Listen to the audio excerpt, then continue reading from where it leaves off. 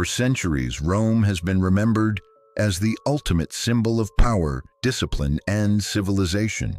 When people speak of the ancient world, they often speak of Rome with a kind of quiet admiration.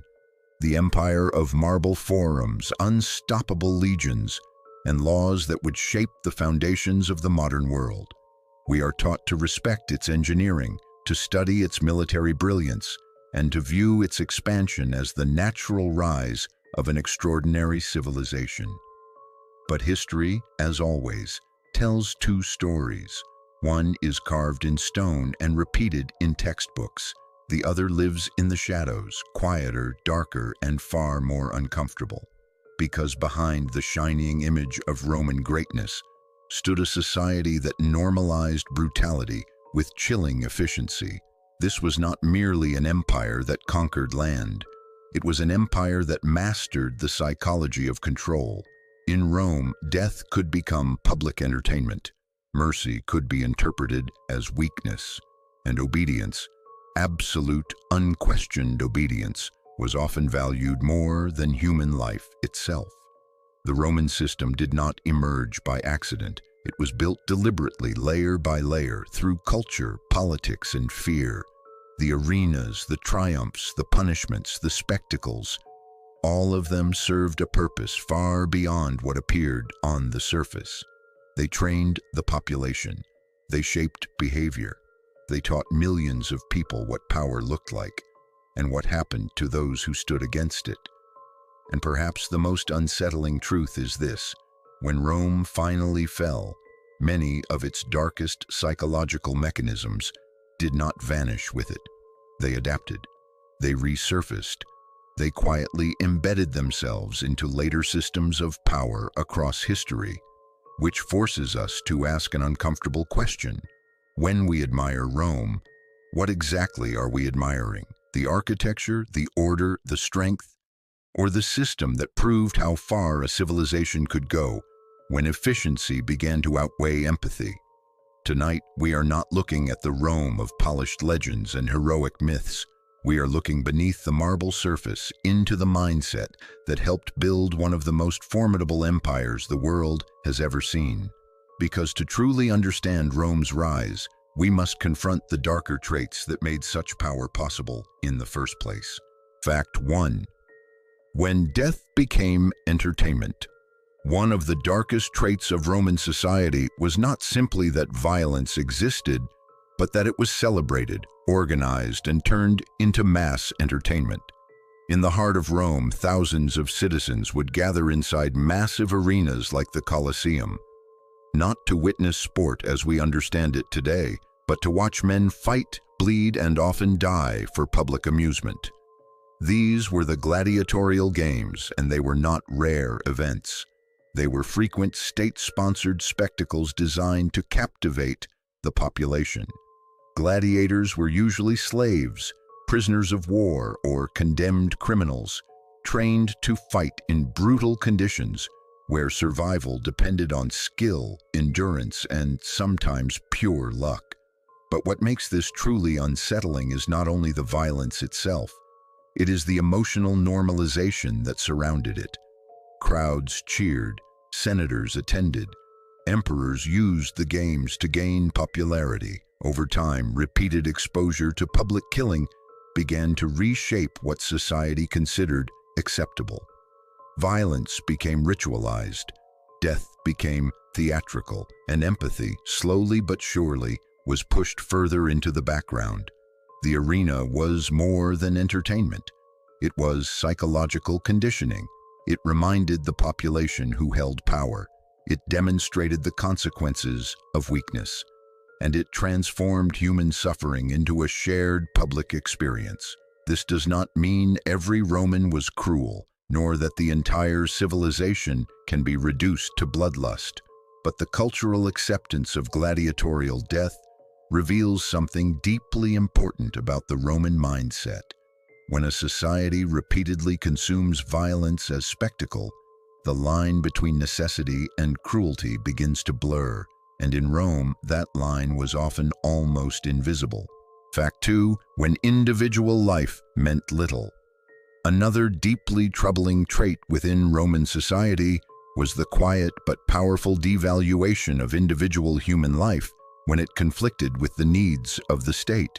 Rome was built on discipline, order, and collective strength, and while these qualities helped create a remarkably efficient empire, they often came at a human cost that is easy to overlook from a distance. In Roman culture, the ideal citizen was expected to place duty above personal emotion, loyalty above compassion, and obedience above individual survival. Soldiers were trained to hold formation even when it meant near certain death. Commanders were praised for sacrificing thousands if it secured victory. And in times of crisis, harsh punishments such as decimation, the execution of one soldier in every 10, were used to enforce absolute discipline within the legions. To the Roman strategic mind, this was not necessarily cruelty for its own sake. It was viewed as necessary maintenance of order. But psychologically, the message was unmistakable. The individual existed to serve the system, not the other way around. Over generations, this mindset helped create one of the most formidable military machines in history, yet it also normalized a dangerous moral trade-off. Efficiency began to outweigh empathy, stability began to justify severity, and the value of a single human life became increasingly conditional. This cultural conditioning did not mean Romans lacked personal bonds or private compassion. Many clearly did. But at the structural level of power, the system consistently rewarded those who could suppress individual sentiment in favor of collective control. It is here that we begin to see one of Rome's most enduring psychological legacies. When a civilization becomes powerful enough, it often starts to measure human worth not by humanity, but by usefulness. And once that shift begins, it rarely stops at the battlefield. Fact 3. Collective punishment mentality. One of the most chilling features of Roman power was its systematic use of collective punishment as a tool of control. Rome did not always limit consequences to the individual who resisted authority. Entire groups could suffer for the actions of a few. Rebellious cities were sometimes destroyed, their populations enslaved or executed to send a message that resistance would carry unbearable costs. Within the military itself, the practice of decimation demonstrated this mindset with brutal clarity. When a unit showed cowardice or disobedience, one soldier out of every 10 could be randomly selected and executed by his own comrades. The psychological impact of such policies was profound. Fear did not remain personal, it became communal. Responsibility became shared, whether fairly or not. This created an environment where people were pressured to police one another because the failure of one could endanger many. From the Roman perspective, this reinforced discipline and discouraged rebellion. But it also reveals a darker truth about the empire's governing philosophy. Stability was often maintained not through trust, but through carefully engineered fear that spread across entire populations. Fact 4. Ruthless expansionism. Rome's rise was not a slow accident of geography. It was driven by an almost relentless momentum of expansion. Roman leadership and culture gradually developed an expectation that growth was both natural and necessary. Each successful campaign fed the next. Each victory normalized further conquest. Over time, expansion became embedded not only in military policy but in Roman identity itself. New territories brought wealth, slaves, and prestige, reinforcing the belief that Rome's dominance was both justified and inevitable. Yet this constant outward pressure carried a psychological cost. An empire built on perpetual expansion must continuously define new threats and new frontiers. Peace in such a system can begin to feel unnatural or even dangerous. While Rome often integrated conquered peoples with remarkable administrative skill, the underlying engine remained uncompromising. resistance would be crushed, and strategic advantage would outweigh local suffering. This relentless drive helped build one of history's greatest empires. But it also normalized a worldview in which force became the default solution to uncertainty. Fact 5. Political betrayal as a norm. Another disturbing trait that quietly shaped Roman power was the normalization of political betrayal at the highest levels of leadership. Rome projected an image of order, law, and structured governance, yet beneath that polished surface operated a political environment that could be intensely unforgiving. Ambition in Rome was not merely encouraged. It was often essential for survival within elite circles. Senators, generals, and rising political figures constantly navigated a landscape where alliances were temporary and trust was fragile. The late Republic in particular became a stage where personal loyalty frequently collided with political necessity. Deals were made behind closed doors, promises were quietly broken, and rivals were sometimes removed through exile, public disgrace, or assassination. What makes this especially significant is not simply that betrayal occurred, such things have existed in many societies, but that Roman political culture gradually absorbed it as an expected risk of pursuing power. Over time, this created an atmosphere of permanent strategic tension. Leaders learned to anticipate treachery, supporters learned to hedge their loyalties, and the system itself began rewarding those who could maneuver most coldly through this environment of calculated distrust. This did not mean Rome lacked capable or principled figures. Many leaders genuinely believed they were acting in the republic's or empire's best interest. But structurally, the political arena increasingly favored those willing to prioritize advantage over attachment. In the long run, this normalization of elite rivalry and suspicion would contribute to cycles of instability that even Rome's formidable institutions struggled to contain.